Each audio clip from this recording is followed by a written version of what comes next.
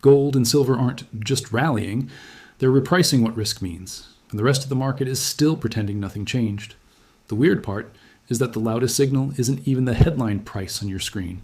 It's where the pressure is hiding, in the way silver is behaving against gold, in the way hedges are being bought and forced, and in the calendar traps that turn a normal week into a liquidity ambush. Stay with me, because by the end, you'll have 3 things you can actually use. The hidden detail that reframes the whole move the 2 levels that matter most over the next couple of weeks, and a next week checklist that tells you whether this is a controlled reset or the kind of squeeze that gaps before you can blink. And yes, someone is going to try to tell you this is noise. They always do, because if it's signal, they have to act. Here's the clean way to see it without getting hypnotized by the candle shapes. Risk appetite isn't TIA vibe. It's plumbing. It's balance sheets deciding what collateral is safest, what hedge is cheapest, what funding is stable, and what exposure is survivable if volatility spikes. When risk appetite is truly strong, you see people sell protection, volatility gets sat on, funding loosens, and the marginal buyer is comfortable reaching for return. When risk appetite is cracking, you see the opposite. Protection gets bid, liquidity thins in pockets, spreads start talking, and assets that don't require someone else's promise, assets that settle that clear, that aren't dependent on a committee's mood, start getting repriced first. And that's why gold and silver are so annoying and so useful at the same time. They don't wait for permission. They move when the system's incentives change. And right now, the tape is telling you something that a lot of people don't want to hear. Even after a sharp pullback today, gold is still sitting at an altitude that used to sound like science fiction not long ago. And silver, after spiking to absurd levels earlier this month, has been whipping around like a market that's not being moved by opinions, but by positioning and forced flows. That's where the real pressure starts. Because when you see huge percentage swings in silver while gold holds its ground, that's not random. That is the market arguing about 2 different kinds of risk at the same time: monetary trust risk and growth/liquidity risk. And the argument is getting louder. Now, if you've been around metals long enough, you know the usual script people try to sell you.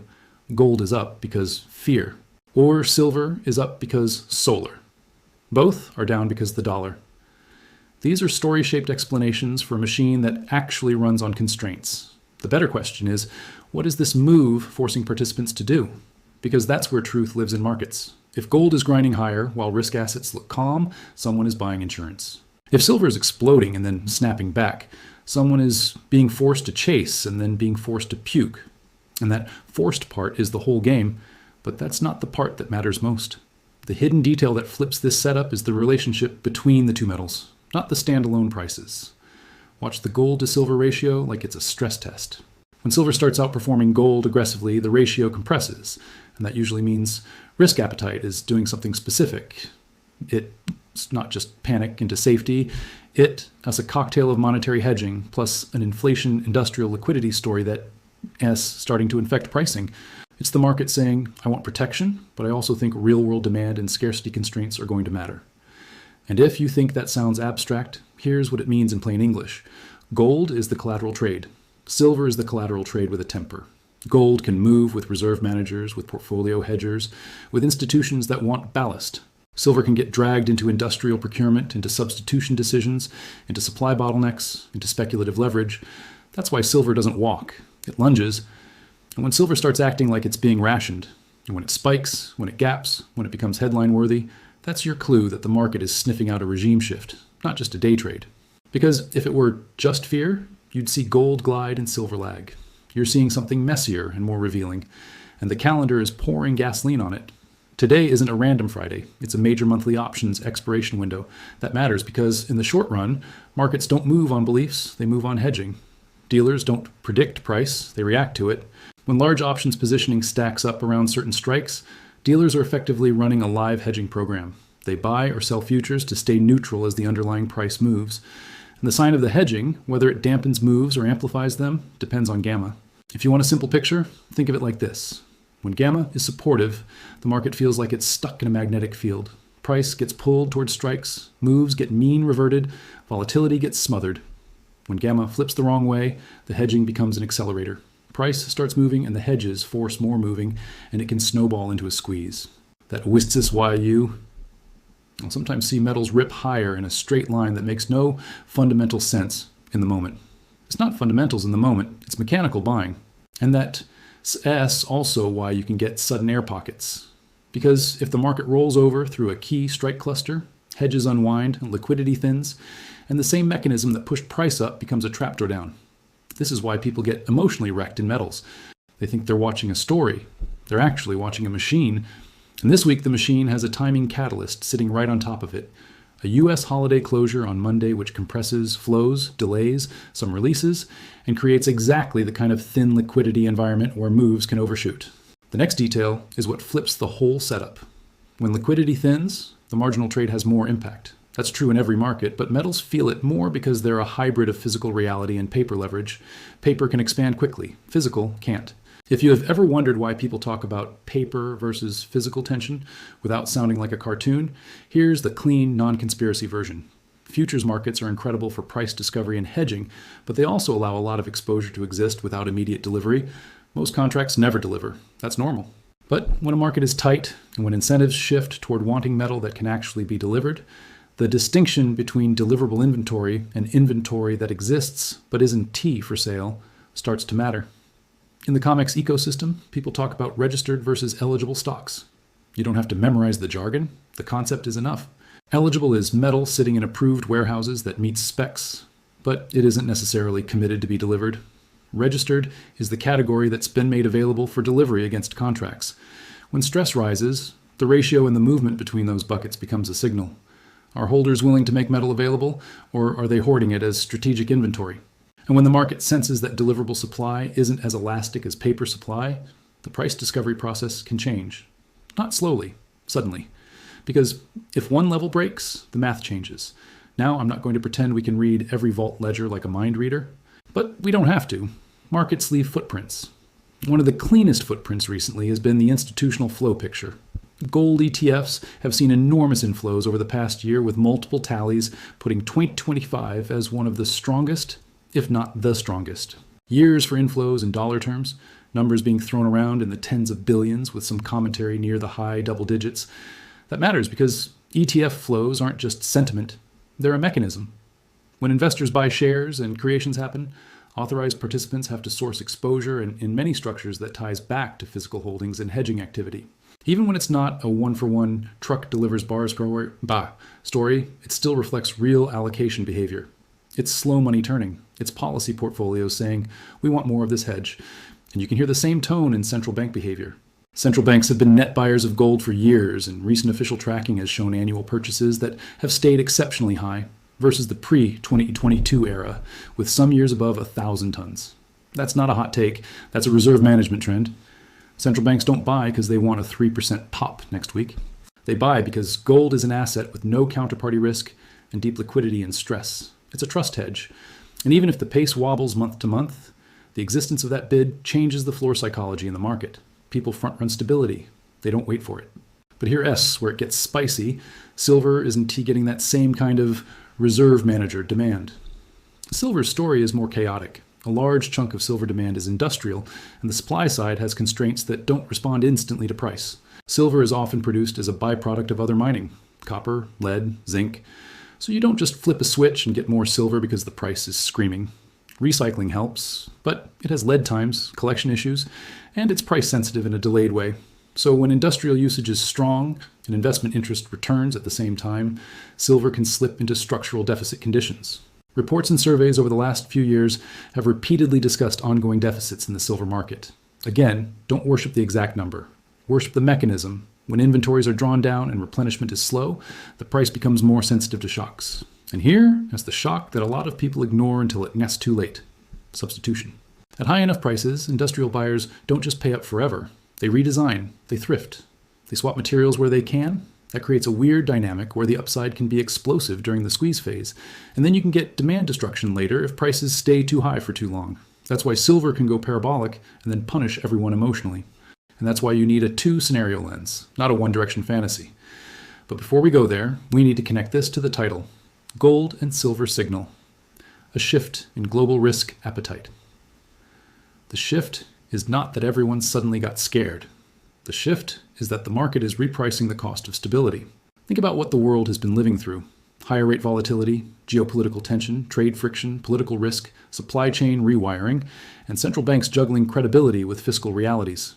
In that environment, risk appetite becomes less about chasing the best story stock and more about managing tail risk. And gold is the purest tail risk hedge that still trades like a liquid asset. Silver is the tail risk hedge that also plugs into the real economy. So when they both act up together, especially when silver leads, you're seeing a message. The market is pricing both monetary uncertainty and physical economy constraints. Everyone's watching the headline, but the signal is somewhere else. It's in the spreads, the positioning, the hedges, the calendar.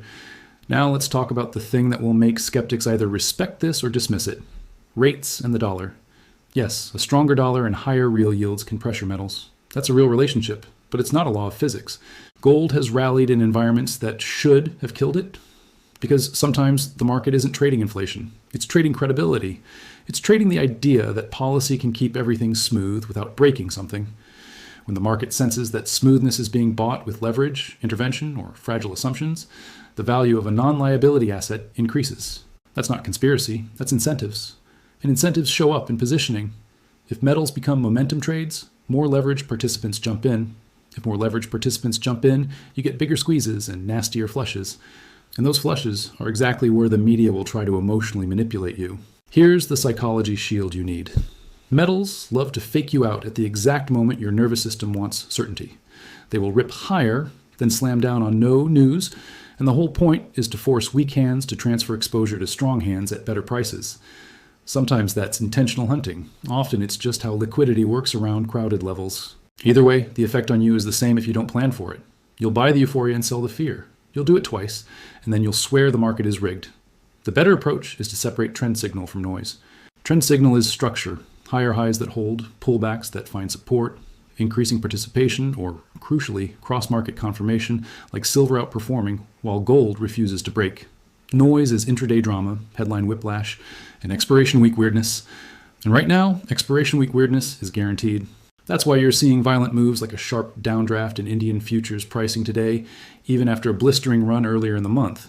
It's the machine resetting. The question is whether the reset is controlled or whether it's the start of a larger reversal, because that's the part that matters. So let's do the clean adult version of what happens next, with no fairy tales. Scenario 1 is the controlled pullback and retest. In this scenario, the market digests gains, the hottest speculative froth in silver cools, and both metals hold key support zones without cascading. Gold in this world stays firm relative to its recent breakout area. Think in terms of, does it hold the mid-4000s without turning into a waterfall? Not a precise penny.